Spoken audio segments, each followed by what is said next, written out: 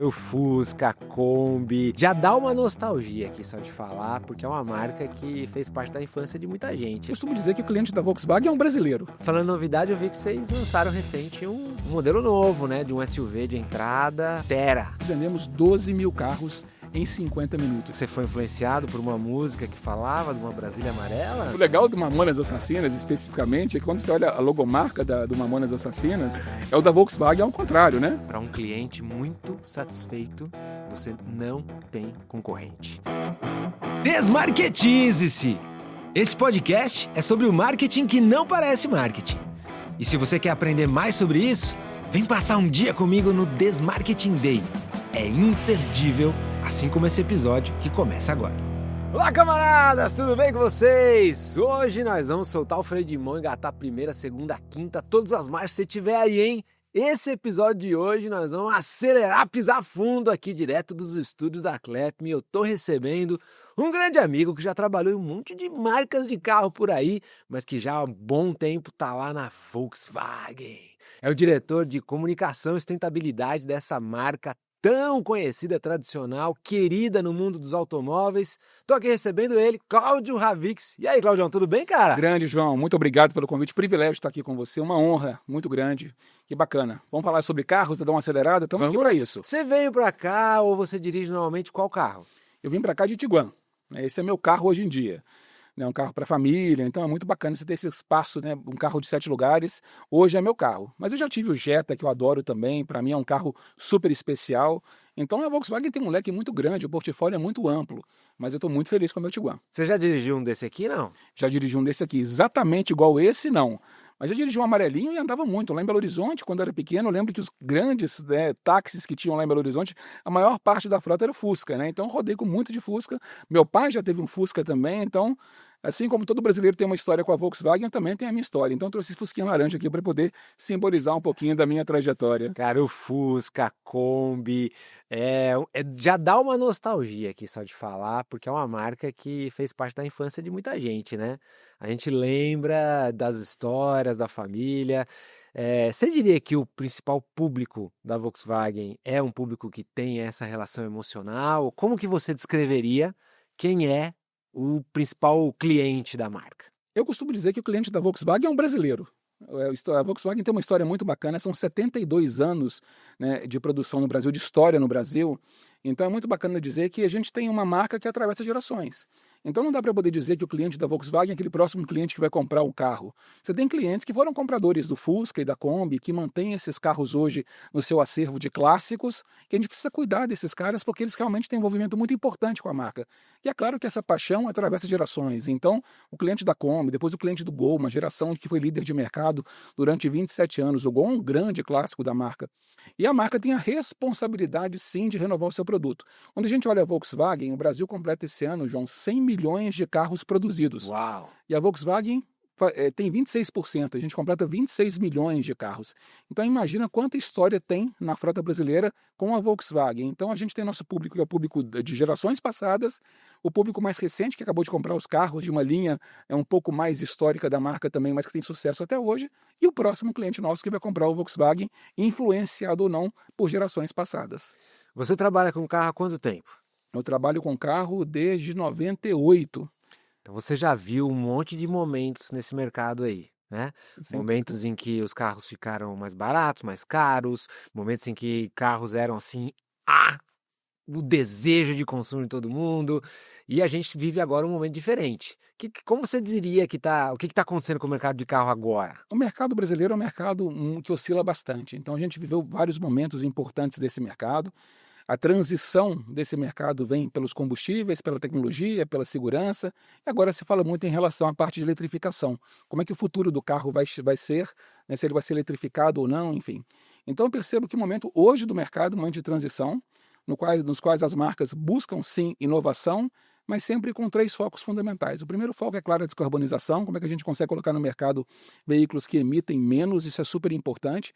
Segundo, a parte de conectividade, como é que a gente consegue transformar o seu carro num device, de fato, você entra no seu carro e o carro comunica com você, isso é super importante também. E o terceiro é a questão da segurança. Cada vez mais a segurança passa a ser um fator decisivo de compra. Então a Volkswagen ela cuida muito desses 3 aspectos. Claro que a gente lidera muito a questão da segurança, nenhuma outra montadora tem carros tão seguros e 5 estrelas em crash test como a Volkswagen, mas é muito importante olhar esses 3 pilares, como é que a gente consegue colocar para o cliente inovação, segurança, claro que design também é super importante, pensando também no futuro com a parte da descarbonização.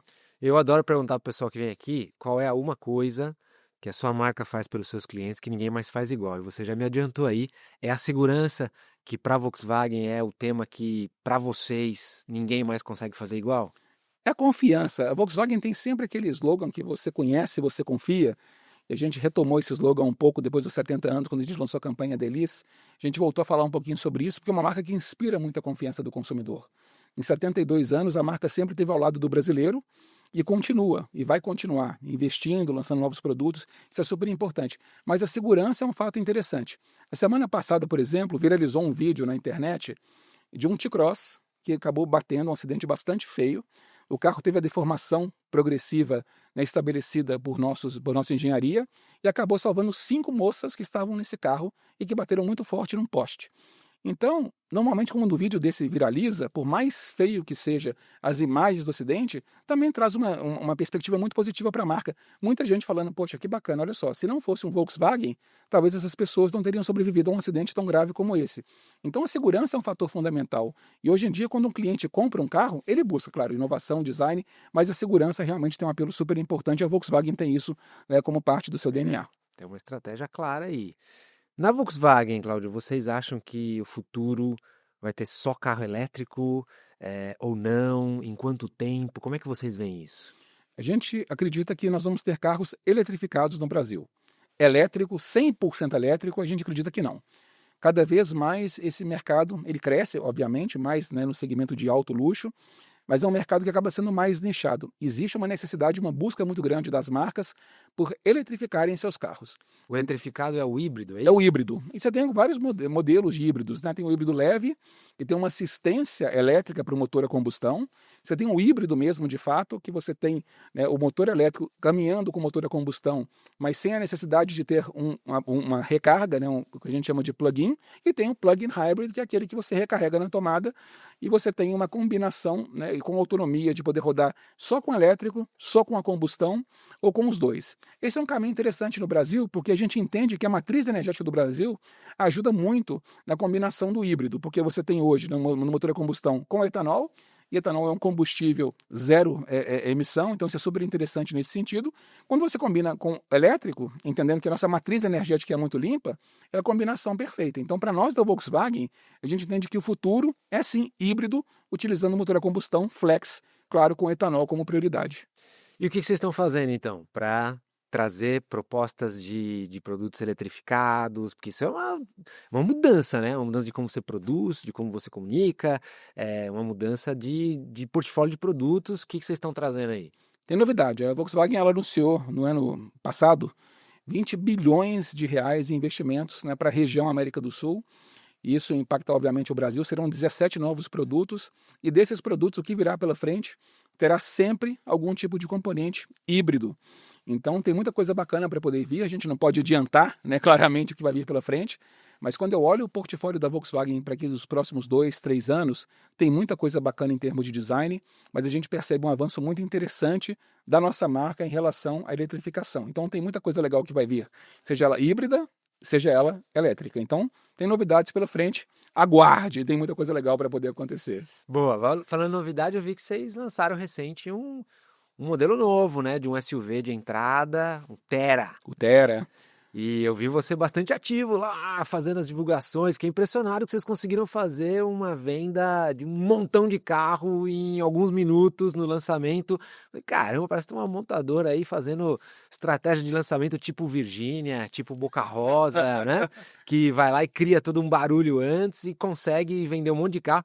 Porque antigamente eu olhava e falava assim: quem que vai comprar um carro tão rápido assim? Acabou de lançar, é uma decisão que eu vou ter que ir lá, conhecer, digerir a ideia, experimentar, pensar bem a respeito, porque é um baita do investimento, não vou decidir assim, né?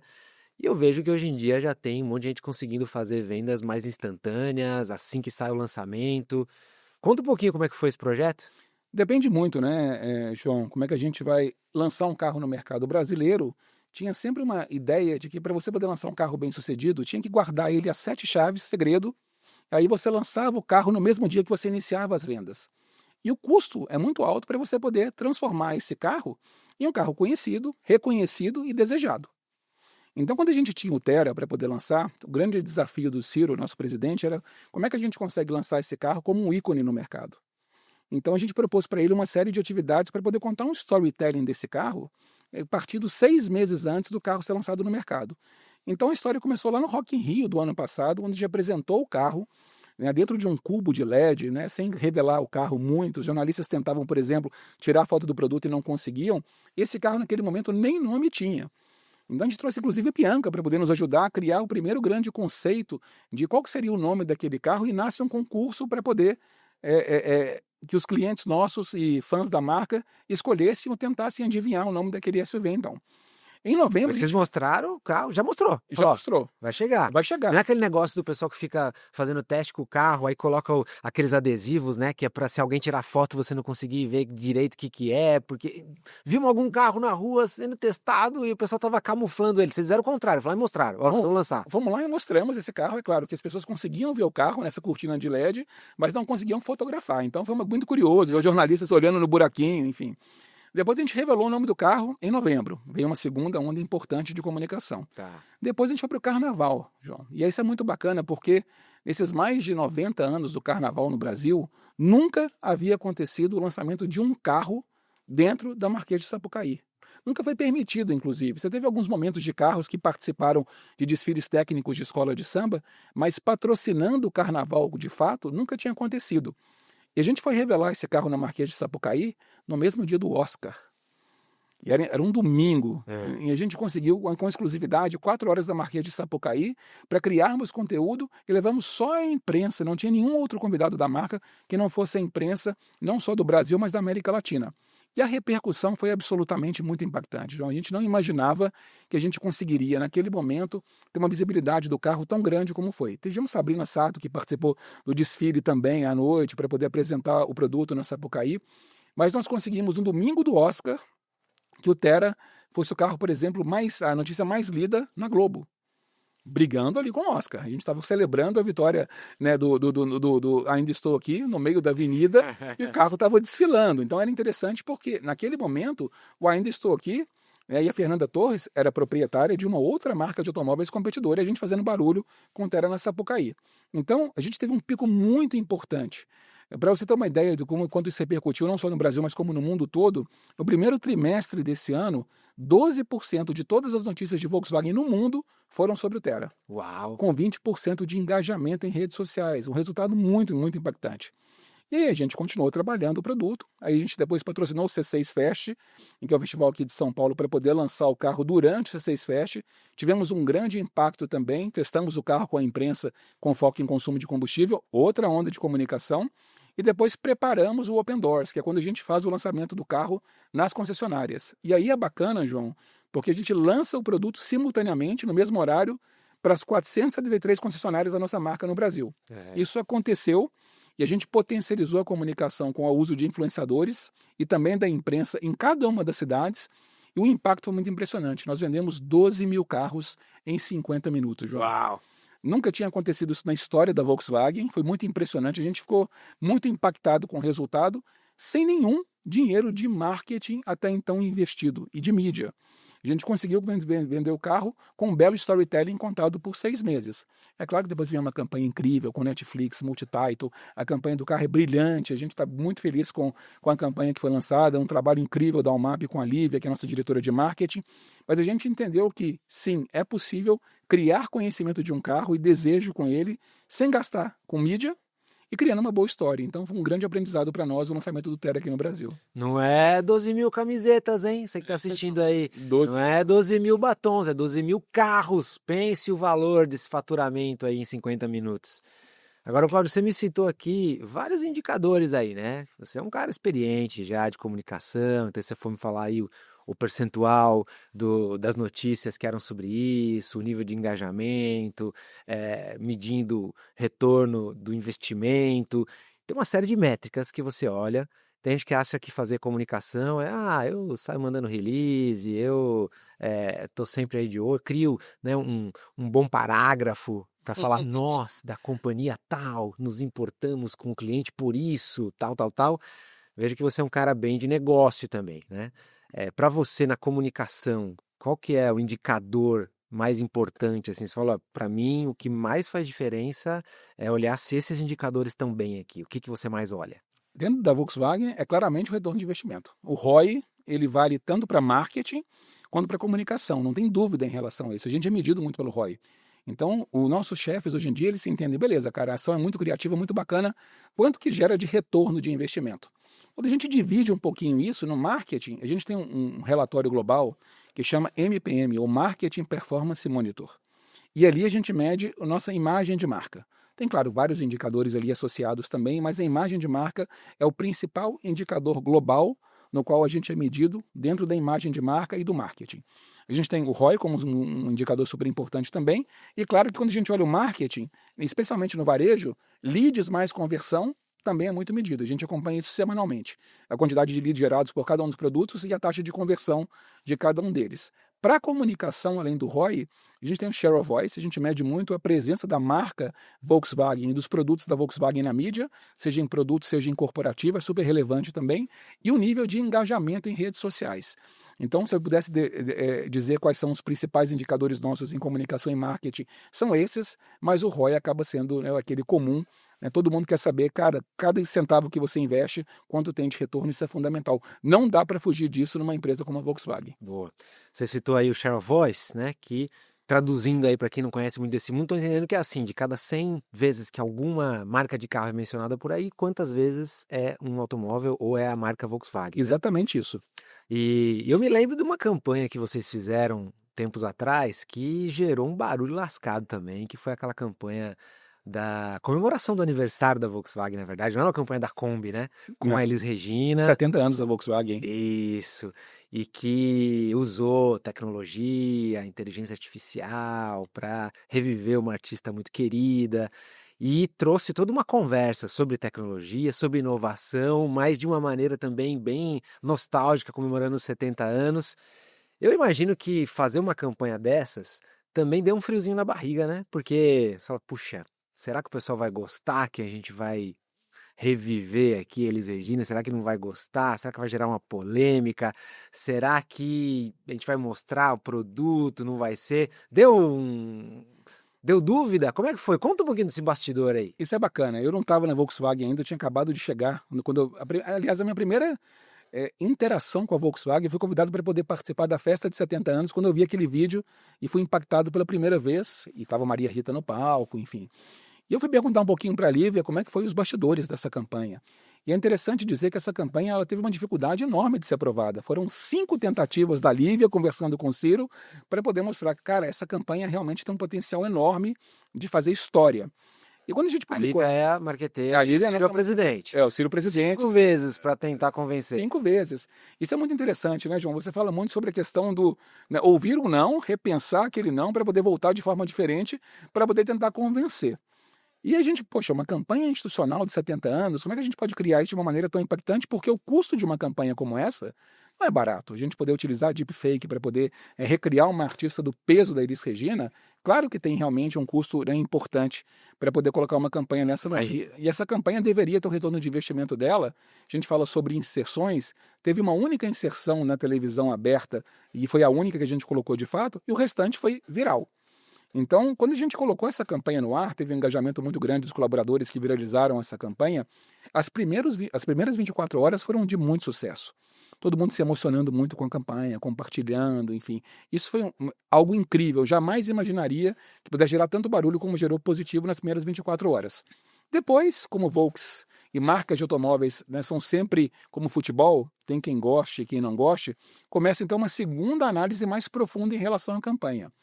Será que é bacana trazer a inteligência artificial e recriar uma artista que já não está entre nós? Será que a Elis Regina toparia ter participado dessa campanha, né, se estivesse viva? Por que utilizar uma música do Belchior, que era uma música que foi utilizada, né, como protesto na ditadura? Várias questões foram colocadas em relação à ética. Claro, fomos para o CONAR também em relação a isso, né, com pedidos de que a campanha fosse tirada do ar. Mas a campanha estava simplesmente viralizada nas redes sociais, não dava para poder tirar do ar a campanha. Discussões à parte, né? A campanha ela realmente, né, teve um impacto. Foram 3 bilhões de visualizações dessa campanha. É um negócio impressionante. Talvez uma das campanhas mais premiadas da história da publicidade brasileira. Foram 5 leões em Cannes, F, profissionais do ano. Enfim, a campanha realmente teve um impacto muito importante. E no final de tudo, as pessoas entenderam que é possível sim utilizar a tecnologia para o bem. E essa campanha realmente teve um fundo emocional. Não só teve um impacto muito grande para nós, como Volkswagen, como imagem de marca, mas o Spotify, por exemplo, cresceu em mais de 100 vezes as reproduções de Elis Regina. Então você traz de volta, né, para a cultura brasileira uma artista que foi esquecida em um determinado momento e que voltou muito poderosa, né, depois dessa campanha também. Então é muito bacana quando a gente traz entretenimento, emoção, juntado a uma marca que realmente pode contar isso, porque tem uma história genuína com o brasileiro. Então foi bem bacana os bastidores e o resultado é de muito orgulho para todos nós. Gerou conversa, entrou na cultura. E vocês já fizeram isso algumas vezes, né? Eu lembro, né, de alguns momentos emblemáticos, assim, que a Volkswagen cria um assunto, uma conversa. O último gol, por exemplo, né? O último gol foi uma campanha muito... A última Kombi, eu acredito que foi uma das campanhas também, antes da campanha da Elis Regina, a campanha de mais sucesso quando a gente despediu da Kombi. Um vídeo de 5 minutos que teve um impacto muito importante viral, porque a Kombi faz parte da história de cada um de nós. O que a gente faz hoje em dia, João, a gente está tentando, né, cada vez mais fortalecer, é como a gente traz o legado e a nostalgia para dentro da história moderna da marca. Então a gente tem hoje, a gente reabriu agora e começa dia 14 de agosto, o programa de visitas à fábrica, que foram esgotados, né, todas as inscrições desse ano em 2 horas. Porque a pessoa não só vai conhecer a fábrica da Volkswagen em Anchieta, mas também vai conhecer a garagem Volkswagen. A gente tem o maior acervo de carros históricos de uma marca no Brasil. Hoje a gente tem mais de 50 carros expostos, carros super clássicos, Kombi, Fusca, toda a linha de Gol, Polo, enfim. Tem uma geração de carros lá para poder conectar de fato o nosso consumidor com aquilo que ele viveu no passado. Então a gente percebe que quando o consumidor, o cliente nosso, entra em contato com a garagem, tem muita emoção envolvida, porque não é simplesmente olhar para o carro. A pessoa olha uma história do que ele viveu. Então a Volkswagen tem essa característica muito importante de conexão com o brasileiro, e isso traz muito orgulho. Agora, quando a gente olha para os carros que vocês já tiveram, Cláudio, eu tenho uma dúvida, já compartilhei nas minhas redes sociais, não consigo entender. Talvez você, que trabalha tanto tempo nisso, vai conseguir me ajudar aqui. Por que as montadoras ficam tirando do mercado os carros que venderam tanto e que foram tão bem e que deram tanto trabalho para ter um nome conhecido? Não tem mais Gol, não tem mais Kombi, não tem mais Fusca, mas não só de vocês, dos concorrentes de vocês também. Não tem mais Palio, não tem mais Corsa, não tem mais Celta, não tem mais Clio. Por que as montadoras pegam? Dão um trabalho lascado para construir uma imagem, um nome, todo mundo ser lembrado. Aí é um carro. O Gol foi o carro mais vendido do Brasil muitos anos seguidos, né? 27 anos. E você sabe que é interessante isso? Com a Volkswagen há controvérsias, tá? Tem carros que a gente realmente tira de linha, que são icônicos, e tem carros que não. O Polo, por exemplo, completa 50 anos no mundo esse ano. Então é um carro que mantém no mercado, e hoje ele é o carro de passeio mais vendido do Brasil. Então é bacana a gente poder olhar essa história, trajetória do Polo. Ano passado o Golf completou 50 anos, vamos lançar agora o novo Golf GTI esse ano no mercado. Então, que vai chamar Golf mesmo. Que vai chamar Golf. São 8 gerações do Golf, né, já lançados no mundo, e a gente traz agora a geração 8,5 para o Brasil. Então tem carros que se mantêm os nomes. No caso do Gol, a gente decidiu trocar, e muito se especulou em relação ao Thera, que o Thera chamaria um Gol SUV, ou voltaria a ser o Gol. Mas o Gol teve uma trajetória incrível no Brasil, né, de 27 anos como mais vendido, como eu disse. O carro realmente foi o mais vendido da história da marca até então, mas ele tinha uma plataforma que já não é uma plataforma tão moderna como a gente tem hoje a nossa plataforma MQB. Então, para poder colocar um carro como o Thera numa plataforma muito mais moderna que a do Gol, era importante também criar um produto novo que tivesse um grande impacto no mercado e que tivesse também uma tendência de que não é mais o mesmo, ou não tem um legado antigo, né, como o Gol tinha. O Gol ele foi perdendo essa percepção de tecnologia ao longo dos anos. Então, por isso nasce o Thera, né, com um carro completamente novo e com um novo nome. Né? E é interessante, né, João? A gente teve, por exemplo, quando a gente anunciou que faríamos um novo carro, né, em Taubaté, e teríamos investimento lá, a prefeitura de Taubaté publicou a quantidade de investimentos e que a gente faria um novo Gol lá. Durou 5 minutos o post, mas foi suficiente para poder criar um grande barulho na mídia, e o carro acabou chamando Thera. Então, gente precisa entender qual que é a missão daquele determinado carro e se vale a pena mantê-lo como, né, com o mesmo nome ou se vale a pena trocá-lo. Então a gente tem Passat hoje em dia também na nossa marca, então a gente mantém alguns nomes históricos que se mantêm. Então, pessoal, Polo 50 anos, Golf 51 anos e a gente segue com alguns nomes icônicos da marca até hoje sim. Boa. Mas que dá trabalho pra caramba, você tem toda a razão. Imagina essas discussões. Se demorou 5 vezes para a marqueteira convencer o presidente a fazer uma campanha com a Elis Regina, imagino quantas discussões tivesse o Gol fica, o Gol sai, o Gol fica, o Gol sai, o Gol fica. Depois de 27 anos, como o carro mais vendido do Brasil, meu Deus do céu. Mas eu entendi que a percepção do cliente que você falou aí está no centro da decisão. Não, sem dúvida. E o cliente ele vai dizer se é o caso de manter, né, esse carro. Se lançar o Gol, por exemplo, teria um grande impacto, é claro, é muito mais fácil da pessoa poder conhecer, né, o produto e já se associar a um carro clássico que ele já conhece, mas a gente entendeu também com o Tera que é possível criar uma história bacana de um nome de produto com um pouquinho mais de tempo com storytelling. Então eu já percebo hoje em dia uma percepção muito importante do mercado e também das nossas gestões na Alemanha e também aqui no Brasil, de que sim, é interessante a gente poder começar a contar a história do carro, não quando o carro chega no mercado, mas com antecedência, porque o consumidor começa a conhecer o produto, a gente conhece a percepção do cliente rapidamente pelas interações dele nas redes sociais, ainda dá tempo de ter algum tipo de correção, caso a gente perceba que a percepção do consumidor não é tão positiva. Se a gente lança o produto de cara e revela ele e começa a vender, o tempo que a gente tem para poder fazer algum tipo de ajuste é muito menor. Verdade. Agora você me trouxe um Fusca laranja aqui, né, Cláudio? E eu sempre olho nas ruas e vejo que assim, a gente tem pouquíssimo carro, cores chamativas, né? Fico a sensação de que as montadoras vão assim, quando lança com uma coisa com a cor mais vibrante para chamar a atenção na rua, mas depois fica o que vende e o que vende mesmo é sempre aquele cinza claro, cinza escuro, cinza médio, Preto, branco e é isso, né? Eu sei que vocês têm uma limitação também na fábrica, não é que se a gente gostaria de fazer 50 cores, vamos fazer. Não dá, né? Porque é uma questão de produtividade, tem todo um tema de produção, de engenharia ali que também não dá. Mas se você acha que se fosse possível ter carros com 30 cores diferentes, venderia mais ou ficaria quase igual? Pela minha experiência de passando por diversas marcas, eu trabalhei numa marca uma vez que ela lançava carro com mais de 100 opções de cores. E no final, a decisão do cliente era por 5, 6 cores no máximo. E aquelas outras 94, 93 cores que eram lançadas também, tinha uma produção muito complexa, né, para poder ser realizada e com volume muito baixo. A nossa percepção é muito parecida com o McFish. Né? Quando você decidiu tirar o McFish, é justamente, né, pela produtividade, é um sanduíche de nicho. Então a gente entende que no mercado, por exemplo, como o nosso, a demanda maior acaba sendo pelas cores mais tradicionais, preto, branco, prata e cinza, naturalmente. O que a gente tem tentado hoje em dia é mudar um pouquinho o status quo. No caso do Tera, por exemplo, foram 3 cores novas lançadas muito diferentes do convencional. A gente lançou o Prata Lunar, que é um azul, né, metálico clarinho, mas muito bacana. O azul Ártico, que é um azul um pouco mais escuro, mas muito bonito, né, tem uma cor muito diferente. E o vermelho Hypernova, que é um vermelho que, dependendo da incidência de luz, ele pode se tornar laranja, pode se tornar um pouco mais rosado. Então, são cores um pouquinho mais joviais, para poder tentar sair fora dessa tendência de monocromática dos 50 tons de cinza que os nossos carros têm no Brasil.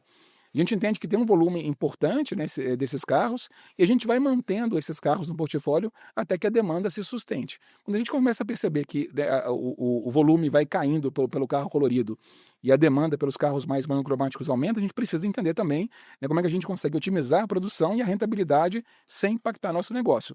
Agora, fazer o esforço para poder lançar cores novas, estamos fazendo 3 de uma vez em um único carro, é a primeira vez que a Volkswagen fez e foi muito bacana, a gente está muito feliz com o resultado até então. Legal, eu fico sempre de olho, né? Vamos ver. Eu acho que se fosse uma demanda muito grande das pessoas por cores diferentes, a gente viria muito carro na rua que alguém mandou adesivar ou mudar depois, né? E isso existe, né? Existe um mercado de customização, porque o cara faz lá um negócio fosco, um adesivo diferente e tal, mas é bem nichado, né? Bem assim, localizado, porque depois para vender, depois como é que vai ser. E isso me lembra aquele velho estudo, né, das geleias que eu já comentei lá no meu canal. Aliás, você não me segue, me segue lá no meu canal no YouTube, hein, que é muito legal, tô sempre compartilhando lições lá, o meu curso também, dá uma olhadinha aí. Mas tem um estudo que mostra que uma loja colocou 6 sabores de geleia para vender e outra loja colocou 24 sabores de geleia para vender. Com a mesma exposição, com a mesma divulgação. E aí o que aconteceu foi que a loja que tinha 24 sabores de geleia conseguiu atrair mais clientes. mas a que tinha só 6 conseguiu vender mais. Porque a hora que chega na hora de comprar, ter muitas opções faz a gente acaba ficando até na dúvida. Exato. Porque, e será que eu prefiro essa cor, esse tom? Será que é o laranja? Será que é o verde? Será que é o roxo? Será que é o preto? Será que é o branco? E aí aquilo consome também o nosso cérebro. Uhum. E a gente fica tão na dúvida que às vezes a gente não compra nada. De tão na dúvida que a gente ficou, o estudo comprovou isso. Eu sei que a dinâmica de uma compra de um carro é totalmente diferente de uma compra de uma geleia, mas isso prova que nem sempre ter mais opções faz a gente vender mais. Quando eu olho para os carros, eu falo, o pessoal é bem esperto aqui também, melhora a produtividade do que ficar fazendo um monte de coisa. E, sim, eu tenho uma história muito bacana, porque eu sou apaixonado com carros coloridos também, e eu adoro amarelo. Então eu lembro que numa das minhas aventuras antigas eu queria um carro amarelo, e eu solicitei um carro amarelo para a montadora, e aguardava 1 mês, 2 meses, 3 meses, o carro não era fabricado de forma nenhuma. E um dia eu liguei pro diretor de fabricação e falei, cara, não é possível. Eu pedi até no portfólio, eu quero o carro amarelo, quando é que vai chegar? Falou, cara, vou montar esse carro para você. Aí ele tirou uma foto para mim da linha de montagem. Tinham todos os carros prata, o meu carro amarelo e depois os demais carros prata. Então, imagina o nível de complexidade que tem para você poder parar uma linha de produção em série, né, e a gente corre contra o tempo, porque a demanda é super grande, né, para poder, né, pintar um carro de uma cor diferente. Então, a gente precisa ser racional em relação a isso também. Não adianta ter uma oferta muito grande para o mercado, sendo que o consumidor busca cores muito específicas. É muito legal para poder lançar um produto, como você fala, a cor de lançamento acaba sendo muito impactante, mas a demanda depois ela é muito nichada. Então, é melhor tirar esse carro do mercado e produzir aquilo que o cliente realmente deseja, né? Será que você foi influenciado por uma música que falava de uma Brasília amarela? Puxa vida, poderia ter sido, né? E, aliás, tem tanta música bacana, né? Que fala. Revelamos nossa idade agora. Não, mas e o legal do Mamonas Assassinas, especificamente, é que quando você olha a logomarca do Mamonas Assassinas, é o da Volkswagen ao contrário, né? É verdade. Né? Então eles viraram a logomarca. Então tem uma história muito bacana. E quantas histórias tem, né, de carros, né, icônicos que foram, né, utilizados em filmes, em músicas. Então, é que eu falo, é muito legal a gente poder perceber o quanto que a Volkswagen faz parte da história do povo brasileiro. Então, quando a gente olha, né, os novos entrantes que estão chegando no mercado, é muito legal a gente poder perceber a concorrência é muito saudável. Mas nenhuma marca tem essa história tão emblemática de paixão. E até quando a gente olha mesmo, João, olhando um pouquinho sobre dados, a gente vai buscar carros antigos, Fusca e Kombi estão sempre como os mais buscados, porque tem uma paixão, uma conexão muito grande desses carrinhos aqui com os brasileiros. Cara, você me fez lembrar um tema interessante. Toda vez que eu assisto uma série, uma novela, um filme, vira e mexe aparece um carro ali, né? Eu sei que alguns deles são pagos, mas toda vez que aparece um Volkswagen num conteúdo assim, é sempre pago? Não, por incrível que pareça, na maior parte das vezes, não. Depende, a gente fez uma campanha agora muito legal, né, nos 100 anos da Globo, no qual a gente resgatou um pouquinho de toda a memória que existia, né, de produtos Volkswagen que foram colocados nas novelas da Globo, nas produções da Globo ao longo dos anos. Então foi muito bacana porque tem diversas histórias, né, com Volkswagen em cenas muito emblemáticas que foram colocadas justamente porque a marca busca um produto. Então tem sim aquele momento de marketing de oportunidade que a Globo pede, por exemplo, os carros nossos emprestados para poder gravar um conteúdo, se aparecer bem, se aparecer não. Claro, tem a possibilidade de fazer, né, marketing e a gente pode discutir em relação a isso. Mas eu diria que 98% das vezes, todos os carros que aparecem são escolhas do diretor. É muito legal trabalhar em marca assim, né? Eu também, quando estava no Mac, tem um monte de menções em filmes e muitos deles também não foram negociados, nem combinados. Às vezes também é uma menção que a gente gostaria que fosse um pouquinho diferente e tudo bem, né?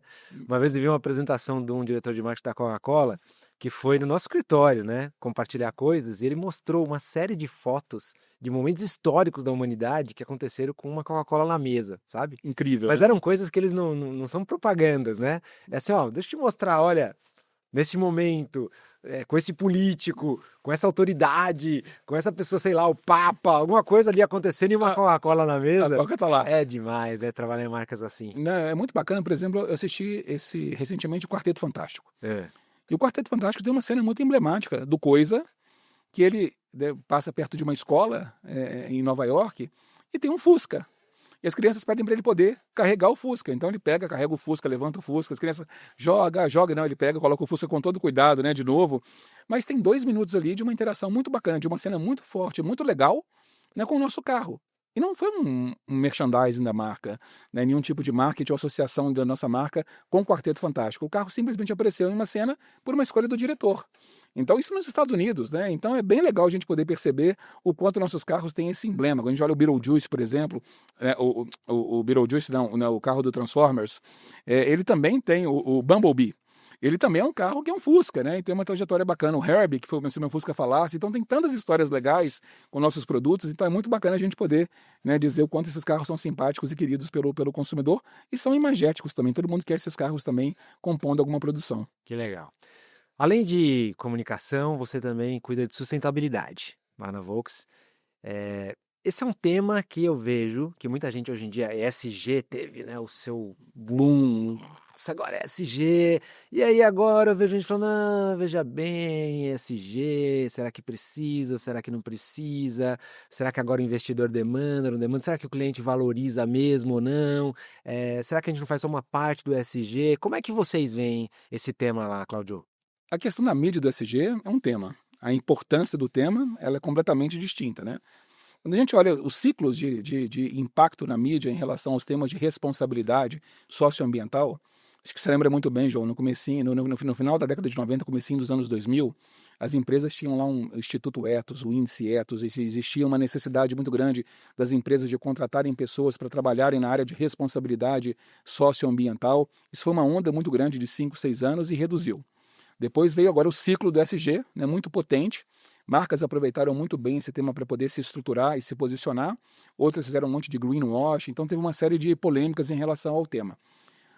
Se o tema hoje em dia está tão em voga como estava no passado, eu concordo com você. Ele não é mais tão midiático como era no passado, mas a responsabilidade das empresas em relação à descarbonização continua. A Volkswagen ela precisa descarbonizar, né, toda a marca Volkswagen, a sua frota, enfim, até 2050. Existe, né, um momento importante nesse sentido e tem várias ações acontecendo no mundo inteiro para poder que a fábrica e a marca Volkswagen se tornem neutra em emissões até 2050. É claro que a COP agora no Brasil, ela vai ajudar muito a colocar o tema do ESG em voga novamente. As discussões vão acontecer e vão crescer novamente a partir de novembro. Eu acho que cabem a nós, comunicadores, né, continuar discutindo o tema, né, pela relevância que isso tem. É claro que os consumidores hoje em dia também buscam carros mais econômicos, né, não só do ponto de vista de, né, economia de combustível, mas também em relação a emissões. Então, quando a gente fala que o mundo vai se tornar mais eletrificado em relação às suas frotas, isso tem um impacto ambiental muito grande. Cabem a nós, comunicadores, a gente continuar comunicando de maneira efetiva e demonstrando a importância desse tema, seja para o nosso meio ambiente, para a comunidade, né, seja também para os clientes que compram produtos cada vez mais sustentáveis. Boa, eu acho que quem está falando menos ou se importando menos com ESG agora está mostrando que, na verdade, estava fazendo só por marketing. Só por marketing, né? Exatamente. Agora, se isso era só marketing, a gente vai ficar sabendo. Se isso era realmente um compromisso, uma responsabilidade, a gente vai ficar sabendo também.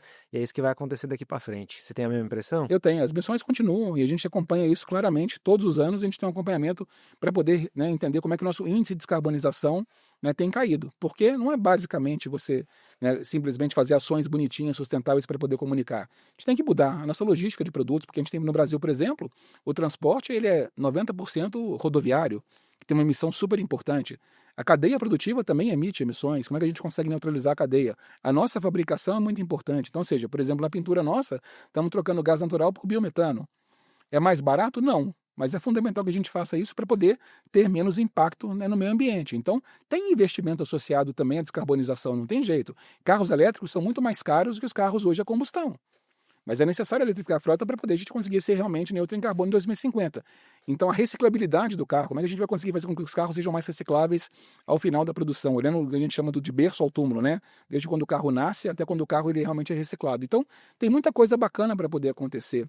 E isso, no futuro, todo mundo vai conseguir entender quais empresas, de fato, né, tomaram decisões importantes para o meio ambiente e quais não.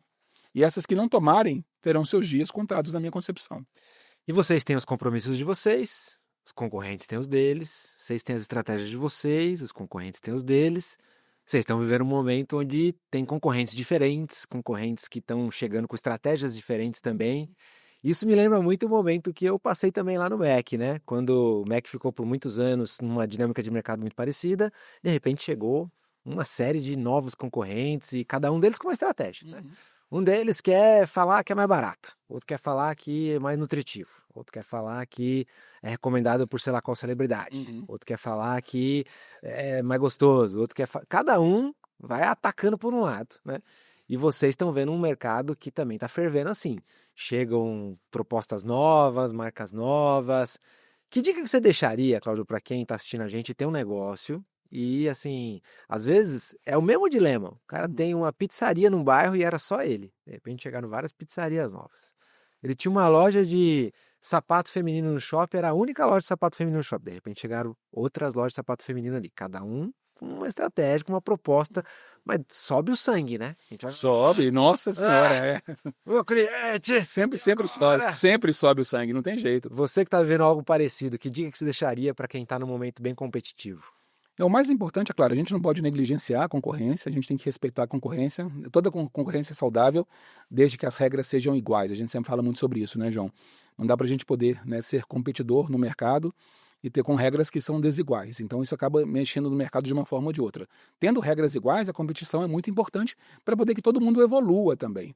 Então, nós como marca, eu sempre falo, né, e qualquer empreendedor que hoje em dia busca, né, trabalhar ou buscar, né, novos clientes ou manutenção do cliente, é focar muito na experiência. Eu sempre digo que nada é mais importante do que a experiência.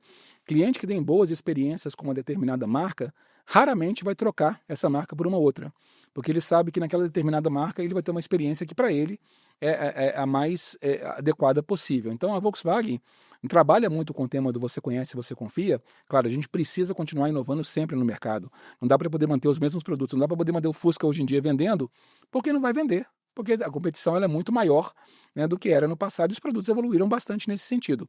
Evoluir o produto e olhar a concorrência é super importante também, mas nada muda a experiência. Então, para nós, a gente tem trabalhado muito no Customer Experience para justamente a gente fornecer para o cliente nosso, desde que ele vai comprar um carro, né, até o momento do pós-venda, que é super importante, né, que ele tenha uma experiência com a marca absolutamente irretocável, para que ele não mude de forma nenhuma, né, a sua paixão, a sua preferência pela Volkswagen. Então essa é a dica. Então, vai fazer uma pizza, por exemplo, no seu bairro, que a pizza mantenha sempre perfeita, quentinha, caprichada, porque você vai pedir sempre aquela pizza. Ah, chegou uma outra. Não, mas eu quero aquela pizza, que aquela pizza é a minha pizza de preferência, e você não troca porque está acostumado e sabe que ela vem sempre com a mesma qualidade que ela veio, né, até então. Então essa é a minha dica para os empreendedores. Eu resumo o que você falou, eu concordo totalmente, tá? Com uma frase aí para você que está assistindo a gente, ó.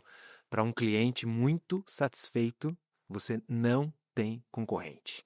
Eu sei que incomoda, hein, ter concorrente, alguém tá vendendo uma coisa parecida com a sua, e é normal, gente. O mercado é assim. Olha quantas marcas por aí também vendem batata frita, também vendem um produto parecido com nuggets, um produto parecido com o quarteirão, com o McChicken, com o Cheddar McMelt, até com o Big Mac. E aí, o que você faz? Para um cliente muito satisfeito, você não tem concorrente. Como é que está a satisfação do seu cliente? Como é que está na cabeça dele a conta, né, do quanto ele pagou versus o quanto ele recebeu? Essa conta fecha? Ele acha que valeu a pena? Ele te indica para outro? Ele te recomenda? As empresas maiores, até as empresas gigantes estão medindo lá, ó, satisfação do cliente, como é que está? Olha o seu negócio aí, que cheiros que você tem. Não precisa contratar uma pesquisa cara, não. Liga você aí para 10 pessoas que compraram muito a sua pizza recentemente. Pergunta como foi a experiência. Olha lá as avaliaçõezinhas lá no aplicativo, no iFood. Como é que tá as estrelinhas? Olha como é que tá no Google Maps, as recomendações. Olha lá como o cliente está sendo servido, que vem um monte de informação valiosa para você. Vocês olham satisfação lá, Cláudio? Como é que vocês medem satisfação A gente do mede, cliente? a gente tem alguns índices, né? A gente tem um CSI, que na verdade é o Customer Satisfaction Index, para vendas e pós-vendas. Então está feito de maneira colegiada, né? Todas as montadoras participam desse estudo, então a gente mensalmente consegue entender a percepção do cliente em relação às demais marcas. É claro que isso normalmente não é divulgado, a gente não pode abrir, né, claramente os dados, porque é um colegiado sigiloso, né? A gente está buscando informações para poder comparar o nosso atendimento com as marcas, mas o legal de tudo isso que a gente pode sempre contar é que nós, tanto em vendas como no pós-vendas, estamos na primeira posição. É mesmo? Então isso é muito legal. A gente saiu 3, 4 anos atrás da 8ª, 9ª posição para poder entender as dores do cliente, não só na hora de comprar o carro, porque comprar o carro normalmente é a parte mais fácil do processo. cliente está encantado com o momento, quer comprar o carro, então você vai lá, apresenta o produto, faz um bom test drive, o cara tem experiência bacana, acha um bom financiamento para o cara, o cliente compra o carro e está tudo certo, né? Ele saiu satisfeito. Mas o pós-venda é a parte mais importante, são as dores do cliente. Quando o cliente tem que levar o carro para uma concessionária, é um momento complicado. Eu sempre costumo comparar, né? Eu falo, poxa, mas o carro ficou parado 2, 3 dias lá, não foi muito tempo. Para o cliente é muito tempo. Eu comparo muito a gente, né, João? Eu sempre falo como é que a gente precisa ir para o hospital, por exemplo, para um Einstein da vida, né, tá com algum tipo de problema de saúde. A gente quer ser atendido na mesma hora. Não dá para o cara poder falar, olha, com problema no coração, faltou um stent, aguarda 2 dias. Eu não vou sobreviver até lá. Então, esse cuidado que a gente tem para poder tratar o carro do cliente, né, como se fosse o próprio cliente mesmo, as demandas dele, realmente tem mudado muito a percepção, né, do cliente em relação à marca. Então, quando a gente lidera esses rankings de qualidade, seja de vendas e pós-vendas, a gente está no caminho certo para poder garantir que o cliente permaneça na marca. Eu adoro esse assunto que você tocou aí, porque a gente não tem noção da oportunidade que a gente tem de deixar uma boa impressão no cliente quando a gente faz bem feito. Exato. Pô, o paciente está no hospital, a forma como você trata ali muda a percepção da pessoa. A pessoa acabou de receber a chave de um apartamento que comprou, foi suado, ele se endividou, era o sonho da vida dele, vai casar, e aí recebe o apartamento. Vender o apartamento não é fácil, Não. mas o mais difícil não é vender, concordo com você. Aí dali 3 meses tora um cano lá, e a dor de cabeça que dá. Agora, se aquela construtora resolve ou não resolve, se ela mostra que ela se importa, se ela mostra que ela está sensível, muda. Eu não tenho a expectativa que o hospital tenha tudo ali na hora e tal. Talvez alguma coisinha possa acontecer que demore, né? Uhum. O hospital a gente espera que demore o mínimo possível. O mínimo possível. A construtora, puxa, não é eu ligar e vai vir uma pessoa na hora para resolver, mas o jeito que ela me aborda muda muito, sabe? Eu falo, puxa, ela tá se importando. E a gente percebe, sabe? Eu uso muito uma frase assim, o cliente percebe. Sabe, se a gente vai num restaurante e pede a conta e pede pro garçom, agiliza pra mim aí, a gente percebe se ele agiliza, não percebe? Claro, na mesma hora. Se a gente vai numa dentista e fala, ó, eu tenho medo de injeção, na hora da anestesia, se ela toma um cuidado extra, a gente percebe. Sem dúvida. Se a gente pega um táxi e a gente tá com calor e ele não quer ligar o ar-condicionado, a gente percebe. Mesma coisa, se a gente vai na concessionária e fala, cara, meu carro, a gente percebe, se a gente, né? Então, ó, seu cliente percebe, tá, minha amiga? Percebe tudo. O cliente da manicure, o aluno da escola, da consultoria, o seu cliente percebe. Eu sei que é muito difícil acertar todas. Muito. Ninguém Muito consegue. Também. complexo. Ah, você tá falando isso, João? Você tá falando McDonald's é perfeito. Não é perfeito e nunca vai ser. Mas quando a gente tentou melhorar, o cliente percebeu. E valeu a pena. Isso é fundamental. E a gente trabalha muito nesse sentido, né? De como a gente pode fazer a experiência. Que a gente sempre brinca, né? O sorriso, quando a gente vai receber um cliente, né, para poder comprar um carro, quando vai para o pós-venda, tem que ter um sorriso quase que em dobro, né? Porque ele está numa fase complicada. Ninguém gosta de levar o carro para a oficina. Então, assim, isso conta muito na experiência e da forma como a gente consegue estar próximo do cliente em todos os pontos de contato. Então, nós como marca, a gente está muito próximo do cliente, não só na concessionária, mas a gente está muito próximo do cliente também nos grandes e principais eventos que acontecem durante o ano. Então, a gente tem uma força muito grande da nossa marca em relação à estratégia de música. Então, vamos estar no The Town agora, como um patrocínio muito bacana desse festival. A gente está no Rock in Rio, está no Circuito Sertanejo, está no C6. A gente está muito próximo do cliente, onde quer que ele esteja. Então, é muito legal quando a gente vai em eventos como esse. Você conhece muito bem, João, participou de números. Como é que é a identificação, né, do consumidor em relação à marca? Quando ele é um cliente da Volkswagen, por exemplo, e chega num festival como esse e encontra a marca, o sorriso é muito bacana. Poxa, que orgulho, mas essa marca aqui é a marca que eu tenho. Então essas conexões, elas são muito verdadeiras e muito próximas. E McDonald's e Volkswagen são marcas que elas são love brands. E a conexão acaba se estabelecendo de uma maneira muito mais próxima do que uma marca que está chegando agora, né, que as pessoas não conhecem. Então, é muito legal esse tipo de situação, como a gente está próximo do consumidor a todo momento e a todo tempo. Você citou alguns eventos aí, Cláudio, que assim, são grandes, são caros e são marcantes, né, para quem participa. Participar de um evento é uma decisão do investimento também. E talvez alguém esteja assistindo a gente lá e está em dúvida. Fala, pô, será que vale a pena? Porque patrocina é um negócio mais de longo prazo e vai custar. Deixa umas dicas aí para a turma também. Como é que você escolhe? Fala, ó, eu vou participar desse. Como é que você vê se valeu a pena depois ou não? Que dica que você pode dar sobre patrocínio aí para a turma? Isso é bacana. O patrocínio é sempre muito difícil, né? Até porque a gente tem formas diferentes de poder olhar o patrocínio globalmente. Por exemplo, na Europa, a Volkswagen ela tem como principal pilar de patrocínio em futebol.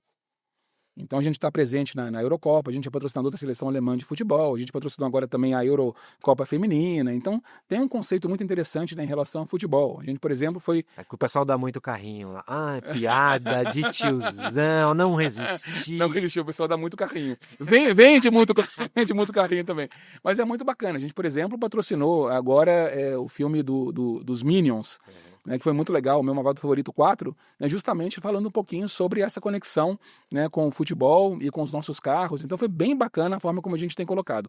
No Brasil, a plataforma nossa é a música, que a gente quer uma marca mais moderna, mais conectada, mais vibrante, né, mais humana. Então a gente entende que a música ela é muito democrática. A gente começou falando do Rock in Rio, porque o Rock in Rio é um festival de música super importante que democratiza. Você tem show de todos os gêneros musicais. Então você consegue manter o contato da marca com públicos diferenciados. São 100 mil pessoas que passam pelo Rock in Rio todos os dias, que tem uma forma de poder se conectar com a marca. Então é muito bacana. Por exemplo, no Rock in Rio do ano passado, João, um caso super interessante, nós abrimos um estúdio de tatuagem no Rock in Rio. E a gente tinha possibilidade de poder tatuar até 100 pessoas nesse estúdio. A gente chegou a ter fila de 5 mil pessoas esperando para poder fazer. Né? Então a gente teve denúncia no Procon, porque as pessoas queriam fazer a tatuagem e não conseguiam. Virou matéria, virou um case interessante. E o mais legal é que as pessoas que vão tatuar nesse estúdio não tatuam uma nota musical, não tatuam um coração, eles tatuam uma Kombi, tatuam a marca da Volkswagen, tatuam um Fusca. Então tem essa paixão, essa conexão que para nós é absolutamente surpreendente. Né? Quem é que vai tatuar, né? Uma marca, né? E a Volkswagen ela acaba acontecendo dessa maneira. O Circuito Sertanejo também é um outro festival importante, mas por que patrocinamos? Porque tem o objetivo de a gente poder aproximar a nossa marca do público agro. A gente tem uma linha específica para esse público, a gente entendia que a gente perdia muito mercado para a concorrência e a gente queria estar mais próximo. Então a gente fez uma estratégia de patrocinar o Circuito Sertanejo para aproximar desse público. A gente tem conseguido fazer isso não só, né, participando desses eventos, mas também participando de feiras agro ao longo do... A gente participa de 200 feiras agro no Brasil inteiro durante todo o ano. C6 Fest foi uma oportunidade, uma coincidência de lançarmos, né, o produto Terra no mesmo local e no mesmo dia do C6 Fest. Então a gente acabou tendo uma oportunidade interessante. O Carnaval, outra oportunidade bacana. Mas quando a gente tem um pilar estabelecido de que a gente quer a música como pilar, fica mais fácil entender as propostas. Então a gente sabe, olha, patrocínio na Volkswagen, prioritariamente é música. Se receber uma proposta, por exemplo, de futebol, não vai acontecer. Porque a gente sabe o caminho que a gente quer e a gente quer ter uma consistência na comunicação. Boa. Você que tá assistindo a gente aí, ó. Cuidado, hein? Participar de grandes eventos é caro, então tem uma estratégia, né? Veja por que você vai fazer isso. O Cláudio deixou vários elementos aqui de que em cada uma dessas ocasiões ele sempre tinha lá, olha, ali eu queria me aproximar do público agro, aqui eu queria aproveitar porque tinha um lançamento. Eu não só queria usar uma negociação que eu consegui de um bom valor e colocar a minha marquinha lá no meio de um monte de marcas patrocinadoras. Use o evento estrategicamente a seu favor, seja para mostrar para um público, olha, eu não estou só divulgando para vocês meu produto, estou fazendo parte da mesma festa que vocês, tá entendendo? Eu sou parte dessa comunidade, eu tô aqui junto, eu tô falando com o seu sotaque, nós estamos de mão dada aqui neste momento, eu tô fazendo parte de um momento legal da sua vida, e eu quero que você lembre que eu estava lá com você nesse momento. Então pense como você vai ativar a sua marca. Uma marca como a Volks, que já é conhecida, não é que é mais fácil, mas é quase mais fácil, né? Você chegar lá e ver o negócio da Volks, o pessoal já quer ir ver. Se a sua marca não é tão conhecida assim, você precisa caprichar, hein? Monta um espaço, uma estratégia, um negócio legal para o pessoal querer ir lá descobrir quem você é, tá? Então, avalie bem seus investimentos, tome conta, porque investimento de marketing não é pequeno e você que toma conta disso aí. E é importante também, né, João, que as pessoas entendam que ativação é super importante, mas como você reverbera essa ativação para fora. Então é muito legal estar lá no festival, enfim, ter seu stand lá, as pessoas vão conseguir ver a sua marca lá, mas é limitado. Como é que você consegue estender esse patrocínio que você tem, essa ativação de marca, nas suas redes sociais? Então é muito legal que as pessoas que estejam lá possam contar a sua história no festival para fora. Quanto mais engajamento você tem, quanto mais você cria ações emblemáticas com mídia, com influenciadores, com a participação do público, mais as pessoas vão contar sobre sua marca lá no festival para fora, e o impacto é muito maior. Então a gente mede muito isso. É muito importante entender o retorno que a marca tem em visibilidade num festival como esse, não só dentro do festival, mas especialmente fora. Boa. Cláudio, quando você vai fazer um projeto totalmente novo, fala, caramba, nunca fiz isso. Vou patrocinar um evento que é totalmente diferente, nós vamos ter que fazer uma estratégia nova, vai ser um outro canal de vendas. Você precisa de uma ajuda. Você não sabe direito como fazer aquilo lá. Para quem que você liga? Para quem que você pede ajuda? A quem que você recorre? Isso é uma boa pergunta. Normalmente depende do projeto. Se é um projeto, por exemplo, de marketing, vou recorrer, por exemplo, à Lívia, vou dar uma ligada ao Felipe Bartolomeu da UMAP, da agência, falo, Felipe, cara, eu tô com essa dúvida, me ajuda, me dá um toque. Eu sempre vou buscar aquela pessoa que tem mais conhecimento em relação ao assunto para poder me ajudar. Se é um projeto que tem foco em vendas, por exemplo, eu vou ligar para o Roger, para o Fernando, falar que são os ex-presidentes de vendas e marketing, diretor de vendas da nossa empresa. Cara, tenho dúvida em relação a isso, né? Me ajuda. E o mais importante é que nós, normalmente, que somos comunicadores ou marqueteiros, a gente não sabe tudo sobre tudo. Então, quando é um projeto novo, o mais importante é a gente buscar aquele alinhado que sabe mais do que você sobre o problema para poder ajudar a construir com você. Então, o potencial é muito grande. Então, eu percebo nas organizações, e trabalhei com muitas pessoas na área de marketing e comunicação, que se sentiam muito, né, independentes e autossuficientes para poder fazer ação. Não. Isso é conosco. Não, gente.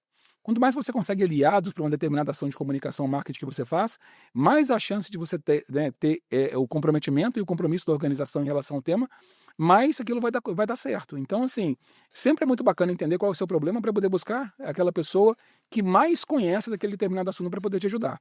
Eu tenho feito isso sem menor tipo de problema e sem menor vaidade. Falo, cara, Fernando, eu tenho um festival de vendas, me ajuda, cara.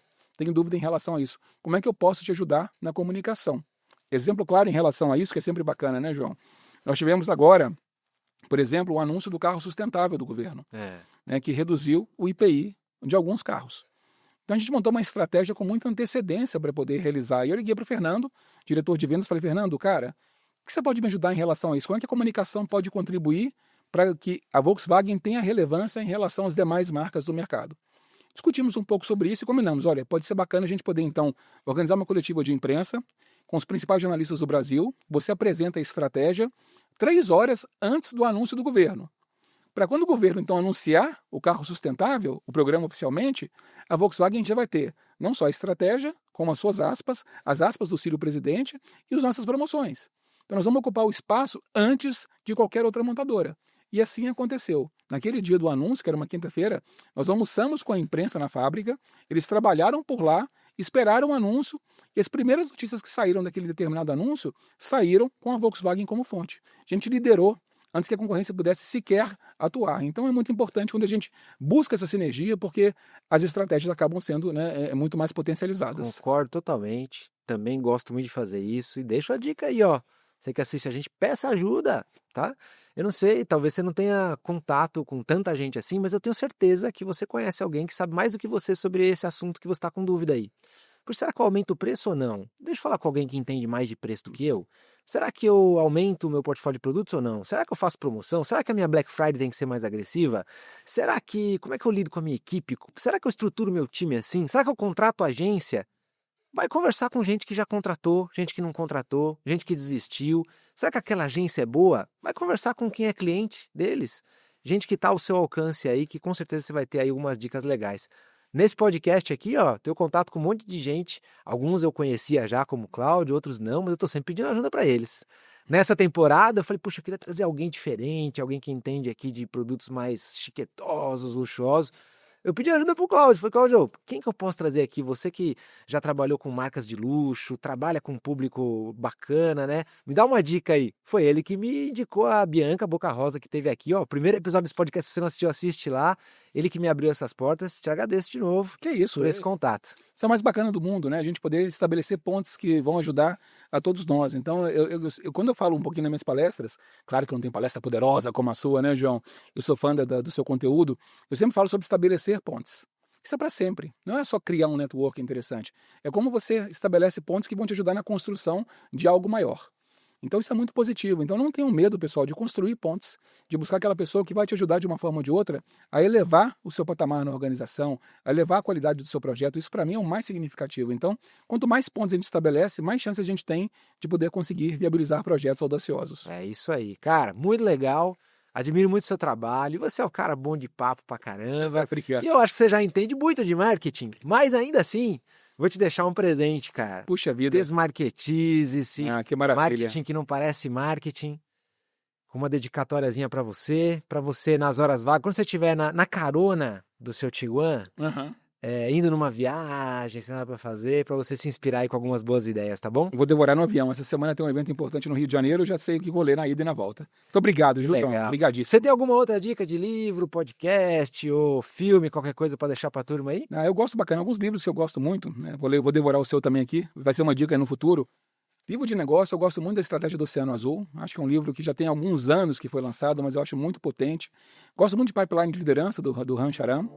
Filme, eu sempre indico, eu tenho um artigo, inclusive, no meu LinkedIn sobre Um Lindo Dia, né, para a Vizinhança, com Tom Hanks. É muito bacana a história do Fred Rogers. Para quem gosta da história de um bom comunicador, é muito legal, né, conhecer um pouquinho desse cara que foi um ícone, né, de comunicação para as crianças nos Estados Unidos, nas décadas de 70, 80 e 90. Vale a pena assistir, é um filme muito bacana, tem várias mensagens legais. E podcast, eu gosto muito do Vênus, eu sou muito fã da Yasmin, acho ela fazer um trabalho muito bacana de comunicação com as mulheres, ela tem uma linguagem muito legal, então quem não conhece o Vênus também, acho que vale a pena assistir. É legal, muito bom, Claudião, muito obrigado, cara. Obrigado, João. Obrigado. Se você não segue o Cláudio ainda, segue lá, Cláudio Ravix, lá no LinkedIn. No LinkedIn, Cláudio Ravix no LinkedIn, @Serravix no Instagram. Isso aí, valeu pessoal, e me segue também, deixe seu comentário aqui nesse episódio, espero que você tenha gostado. Quem mais você gostaria que tivesse aqui nessa cadeira? A temporada não acabou ainda não, vem muito mais por aí. Se inscreve aqui no canal para você sempre ficar por dentro, tá bom? Valeu pessoal, até a próxima, valeu Claudião, obrigado, viu? Valeu, João, obrigadíssimo. Show! Faltou uma buzininha, bip, bip. Valeu?